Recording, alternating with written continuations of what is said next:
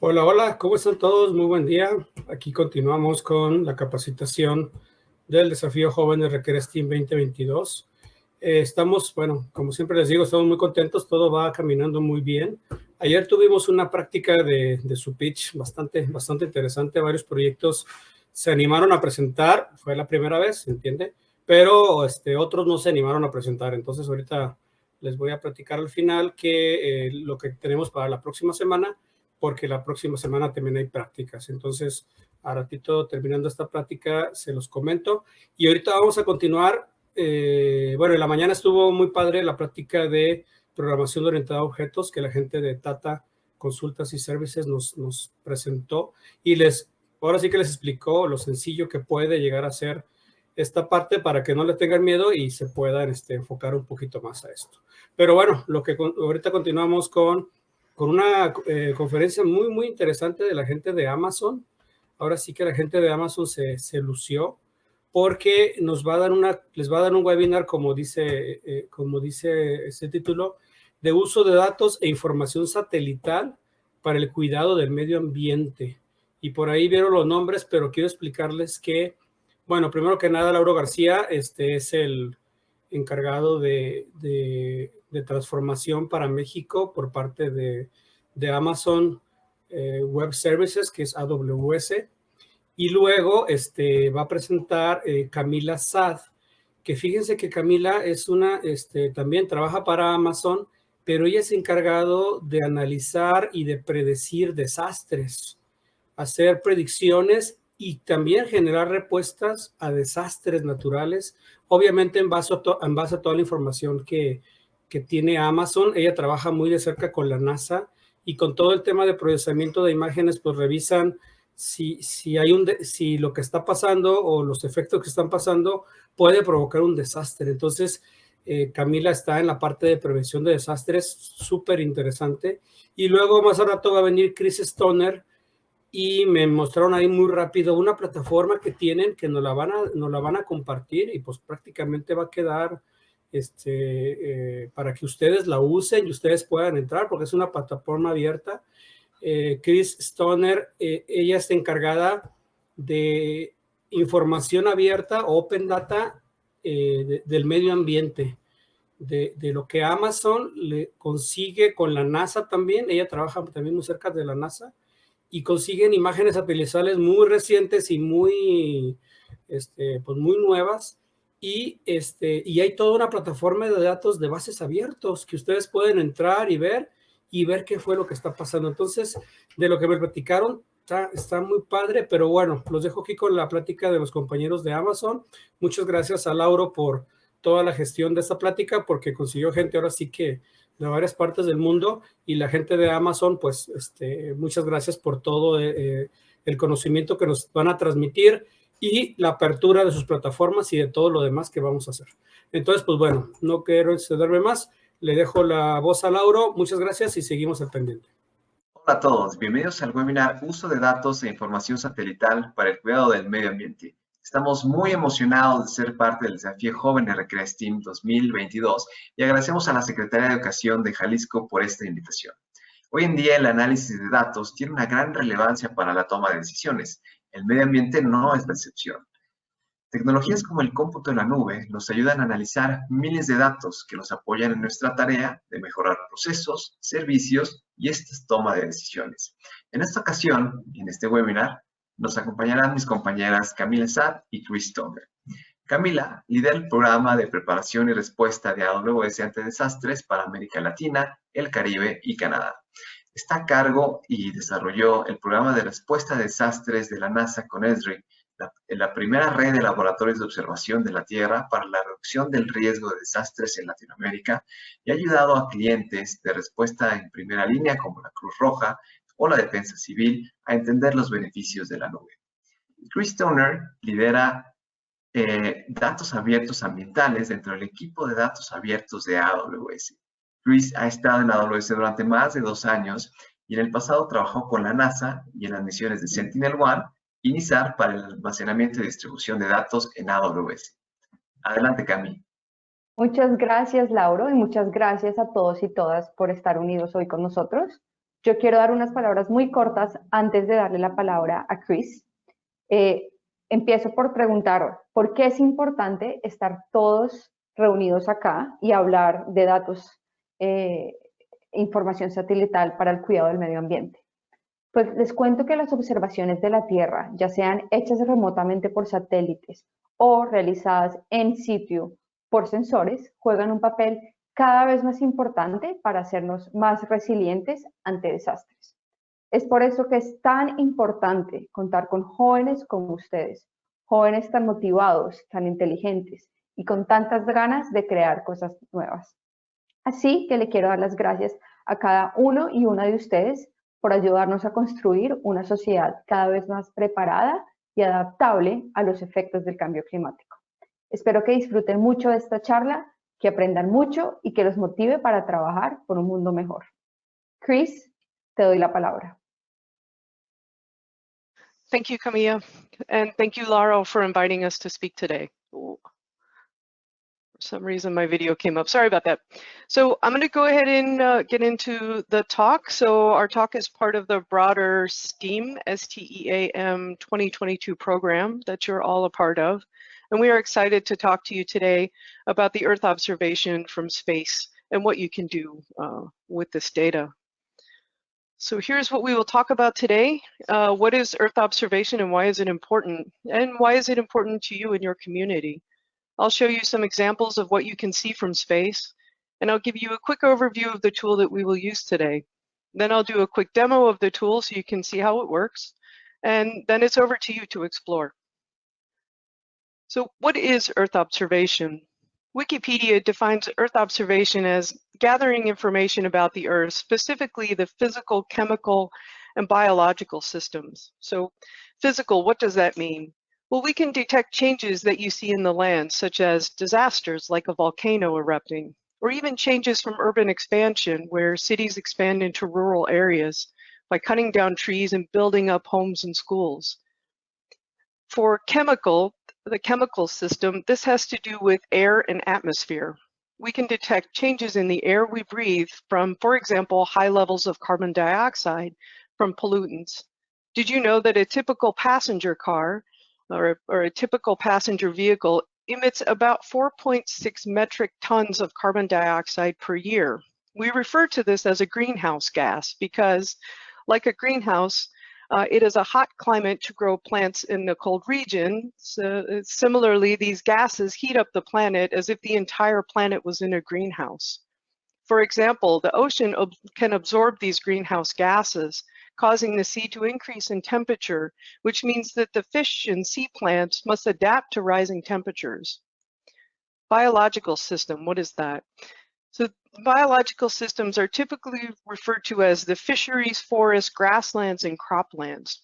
The forests, for example, they can absorb some of that carbon dioxide emitted by passenger cars, which then would protect the ocean from rising in temperature, which then protects the fisheries from having to adapt or suffer under ever-increasing higher ocean temperatures. Rainforests, like the Amazon, play a key role in carbon dioxide absorption, but only if we protect these forests. So why is it important? Well, for the reasons I just mentioned, satellites that orbit the Earth can image the planet and detect these changes over time. Some changes are easy to see, like that volcano erupting that I mentioned earlier, but some changes are harder to view from the ground, such as the scope of a wildfire, or hard to see because the change is in a remote area that's difficult to access. So this is a view of the Hunga-Tunga volcano as seen by the NOAA GOES-17, which is a geostationary satellite. This volcano erupted under the sea near the island nation of Tonga. That was pretty cool. Here's another example using Sentinel-1, which is a synthetic aperture radar satellite. And synthetic aperture radar can see through clouds and monitor changes even in the ocean. So Sentinel-1 was able to monitor ships at sea and detect oil spills. So the little red dots that you see on this image, they are oil spills that were tracked against specific ships, which then faced stiff fines.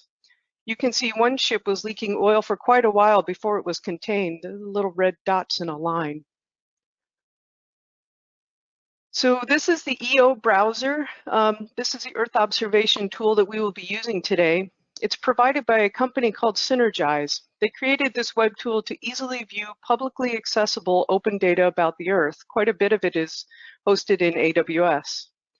Now we will be using Sentinel-2 today, and Sentinel-2 is a constellation of 2 satellites with an optical instrument, and they have a 10-day revisit time, which means that the satellites will see the same spot on the Earth every 10 days, including Jalisco. Sentinel-2, like I said, has an optical instrument, which is really just a fancy camera, but it also means that you may find images with lots of cloud cover, making it hard to use what the satellite saw in that particular day, so we may have to use a different day's data. But I'll show you what I mean in a minute. So to get started, I'm going to give you a quick demo of the tool, and then it's over to you to explore and see what you can find.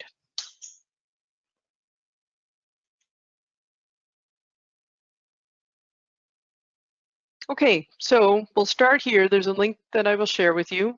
And when you click the link, you will see the Welcome to EO browser. And this is the tool that we'll use today. The first thing I need you to do is to close the welcome message. And then in the upper left-hand corner, you'll want to change the language. My preferred language is English, but you may want to change it to Spanish if it didn't pick up Spanish already. Some browsers will pick up the language code and others may not. Once you've done that, you'll notice that we are looking at Bangkok, what Bangkok looks like from space, but let's look at Jalisco. So in the upper right-hand corner where it says go to place, let's just type in Jalisco. Then click on Jalisco, Mexico. So we'll give that a second to load, but if you notice, it may look a bit fuzzy. So we may be zoomed in too close. In the lower right-hand corner, let's zoom out. And we'll zoom out a couple of times till it gets nice and clear. So we started at 50 meters, and that means that with the image being pretty clear at 300 meters, the resolution or image quality of the image from space is closer to 300 meters for this data set. And what data are we looking at? If we go over to the Visualize tab, we're looking at the Planet NICFI base map. And these are the different images provided by the instrument from space within that base map. But we don't want to use the Planet NICFI data set today. We want to use Sentinel-2. They have better data for Jalisco. So click on the Discover tab. Sentinel-2 may already be selected. If it isn't, go ahead and select it and make sure all of the others are not selected. Then click the search button and some data will come up. Click on the first one. It doesn't matter which image you click on.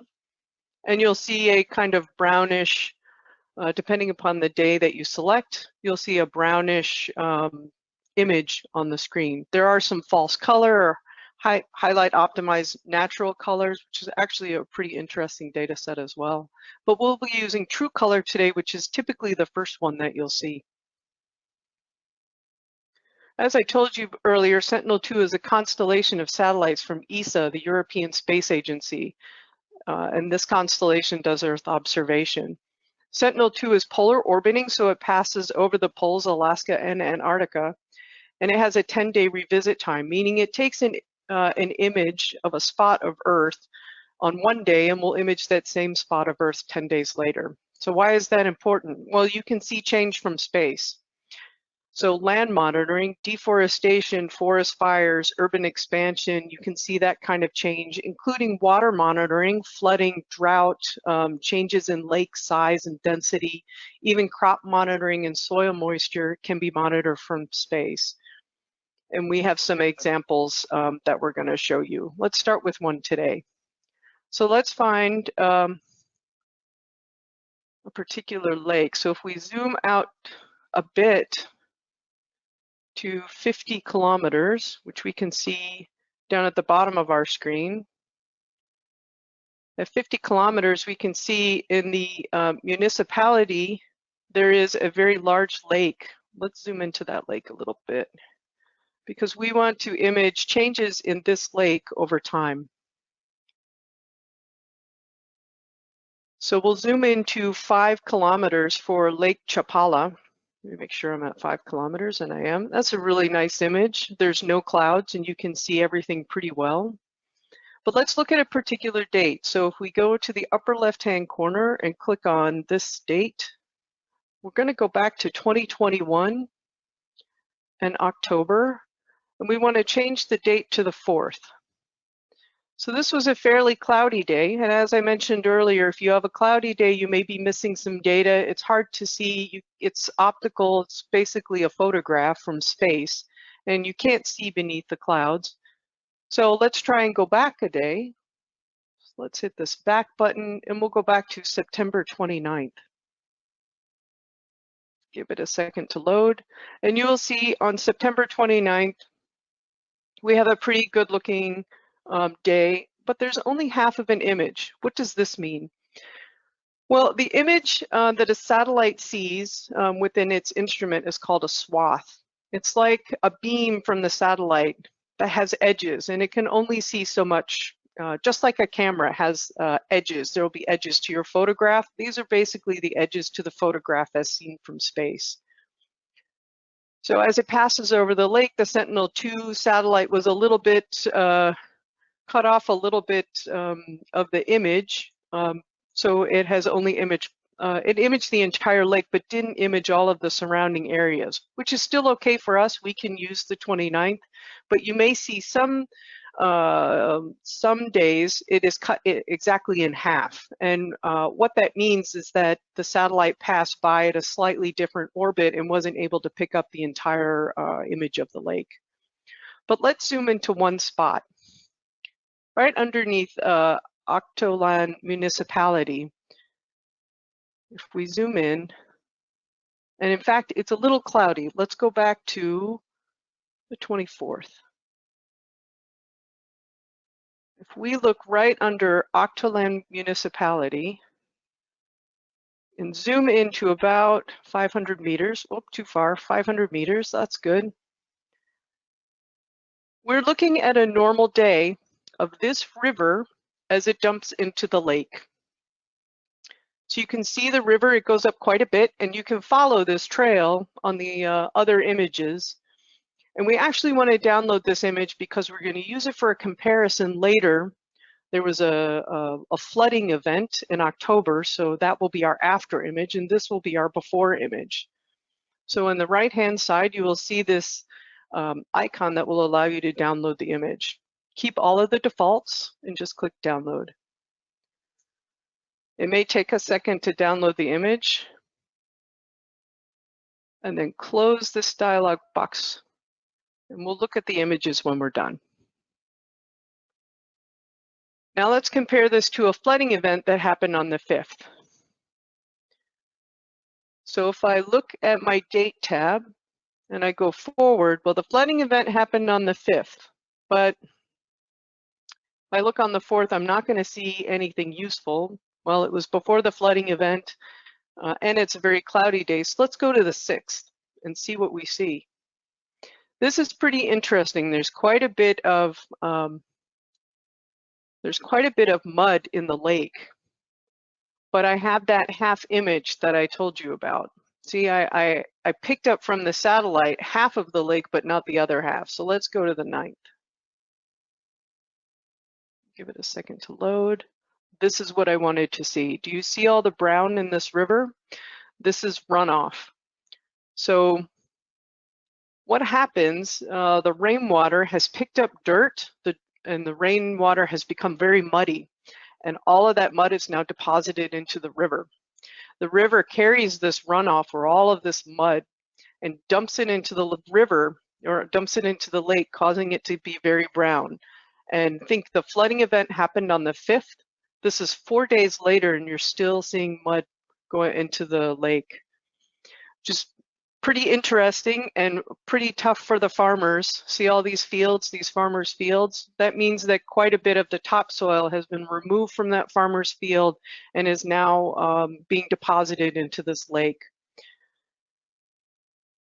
Let's change the date to October 11th. And you will see that the runoff is being consumed by the lake. The lake is starting to absorb all the brown, and it will spread out and fade. In fact, by October 29th, the event is over. Even the lake has, or the river has turned back to its normal color. The lake has absorbed all of the muddiness and has gone back. All of that runoff or mud has deposited to the lake floor. It's now food for fish, that's fine, but the farmers up here are probably pretty sad, have to re-topsoil their field. But let's go back to the 9th, and let's download this image. So again, it's an icon on the right-hand side of the screen. Keep all of the defaults and just click download.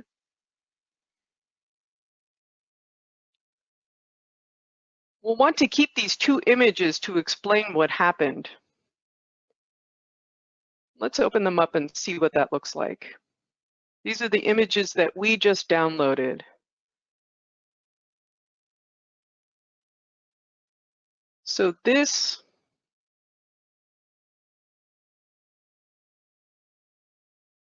is the 24th. This is before the event.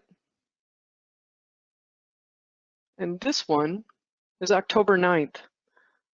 We got a full 500-meter full view from Sentinel-2 from space of this flooding event into the lake. So now it's up to you. Think of or search for an event like a forest fire, a very bad drought, a flood, land use change. You could look at things like how has the city expanded into the countryside over time. Maybe there was an area that was a field and is now a building, or a forest that has now been cut down and made way for a farmer to farm that land. You can see all of those things from space. If you have an event like a forest fire or a drought or a flood that was well reported, you can find the times before and after the event pretty easily just by searching the internet. And remember, you may have to adjust a bit based on the images that you see from the satellite. Like in our case, the flooding event was on the 4th, but that was a cloudy day. The flooding event was actually on the 5th, but the 4th was a cloudy day that couldn't be our before image, so we had to use September 29th, which was a nice clear day to see the before image. So here's some tips. If the browser doesn't seem to work right for you, switch to another browser like Chrome or Firefox. If you're stuck and you don't see anything clearly, everything's very fuzzy, try zooming out. What does it look like? If you notice, when we were zoomed in very closely, everything was very fuzzy because the resolution from the satellite wasn't good enough to be zoomed in that close. It's like zooming in really far on a picture, it just becomes little pixels. It's the same thing. If you zoom out, you'll typically be able to find a spot like 300 or 500 meters where the picture becomes very clear. And you can try other satellites. There's quite a few in the list. If you don't get great results, go back to Sentinel-2 because it has really good resolution for this area. And now I turn it over to you, and good luck with your projects. Muchísimas gracias, Chris, y súper interesante. Bueno, pues esperemos que este webinar haya sido de su agrado, que desarrollen soluciones y propuestas que sean innovadoras para el cuidado del medio ambiente en el estado de Jalisco. Muchas gracias por escucharnos y hasta la próxima. Bueno, pues aquí estamos de regreso. Híjole, impresionante. ¿Vieron la plática de Amazon? Yo quedé impresionado, no sé ustedes, pero está padrísimo todo lo que se puede hacer, cómo se pueden procesar las imágenes y cómo se pueden empezar a relacionar las imágenes satelitales que Amazon nos pone abiertas en su plataforma, pues que está en información abierta, y qué podríamos hacer. Y el ejemplo que hicieron desde el lago de Chapala, ahora sí que pues, está impresionante cómo desde imágenes satelitales y desde este tipo de plataformas con datos abiertos, se pueden hacer muchas cosas. Muchas gracias a la gente de Amazon y de nuevo muchas gracias a Lauro, que fue el que se encargó de toda la conexión, y a Camila y a Chris principalmente, que fue la que se aventó toda la presentación de explicarnos cómo pueden ustedes, con estos datos satelitales y con esta información, pueden ustedes desarrollar sus proyectos. Ahora sí que estamos sacando, bueno, nos están presentando cosas muy impresionantes. Ojalá que ustedes las aprovechen y que puedan hacer proyectos impresionantes también como lo que estamos viendo por aquí. Y pues bueno, esta semana ya cerramos la transmisión de las capacitaciones y les recuerdo pues que ya nos queda la última semana, la próxima semana es la última semana de capacitación y cerraremos ahora sí que con un calendario bastante lleno, pero con temas bastante interesantes. Por aquí está el calendario y les puedo platicar que, déjenme revisarlo yo aquí, el lunes empezaremos con metodologías ágiles para el desarrollo de proyectos con la gente de Tata desde Chile, y en la tarde lunes tendremos una plática de proyectos agroindustriales y todo lo de desarrollo de proyectos en la parte agro. Entonces ahí también para todos los que tienen algo cercano al agro, yo creo que es muy, muy interesante para ustedes. El martes en la mañana tendremos gente desde Costa Rica que nos va a platicar sobre cómo hacer y cómo levantar inversión y cómo llegarle a los inversionistas para que con sus proyectos puedan conseguir capital. Aunque no lo crean, sus proyectos pueden llegar a desarrollar una empresa o pueden llegar a conseguir capital de inversionistas que les interesen esos temas. Entonces, por aquí, gente de Costa Rica, Marcelo, nos va a platicar de cómo hacer esto. Martes por la tarde, ya les había dicho, tenemos la segunda práctica del pitch. Ya esperemos que para el martes se le quiten los nervios y ya ya presenten un poquito mejor. Martes por la tarde, de 1 a 3, tenemos la segunda parte del pitch. El miércoles vendrá gente de Continental Automotive a hablarles sobre el futuro y cómo mediante la ingeniería y todo lo que estamos haciendo de STEAM se puede transformar el futuro. Va a estar muy padre la plática de Continental. Y el miércoles por la tarde tenemos la segunda parte de la plática que dimos ayer de Edpuzzles, y también cómo con esta herramienta de Edpuzzles les puede servir a ustedes muchísimo para el tema de edición y mejora de su video, que les recuerdo que el video en esta convocatoria ya es obligatorio y aparte cuenta 30% de su calificación. Entonces, échele muchas ganas a su video que van a presentar, que lo van a subir a YouTube y nomás nos van a pasar la liga de YouTube para que los jueces lo puedan revisar. Pero este video va a ser muy interesante y que le echen muchas ganas. Así que seguimos ayudándoles con herramientas y con formas de que su video quede mejor. Y el jueves, en la mañana, tendremos otro tema, otra megatendencia, que es el tema de ciencia de datos y cómo la gente de IBM nos va a presentar su plataforma Skills Build y cómo ellos les van a explicar cómo pueden ustedes también desarrollar proyectos sacándole jugo a todo el tema de la ciencia de datos y cómo pueden hacer todo eso. Y el jueves por la tarde, pues ya tenemos la práctica 3 de su pitch, de su elevator pitch. Les recuerdo que el tema del pitch lo estamos dando por dos motivos. Número uno, para que les ayude a ustedes a que hagan un mejor video. Es otra herramienta que les estamos dando para que hagan un mejor video. Y también, obviamente, para los 20, para los finalistas que queden en la final, para los 20 equipos ganadores, pues también todas las prácticas de pitch que estamos haciendo les van a servir mucho para que hagan una mejor presentación en la final. Y ya el viernes cerramos con broche de oro y tenemos ya la presentación de Ali Guarneros, que es una aliada muy, muy recurrente y muy cercana aquí a la Secretaría. Con Ali hemos trabajado mucho con varios proyectos. Ali ha venido, nos va a dar una plática sobre algunos proyectos aeroespaciales que están haciendo ahí en la NASA, en San José, California, específicamente para prepas, que sepan que desde la prepa pueden empezar a hacer proyectos con la NASA. Les voy a platicar de todo eso.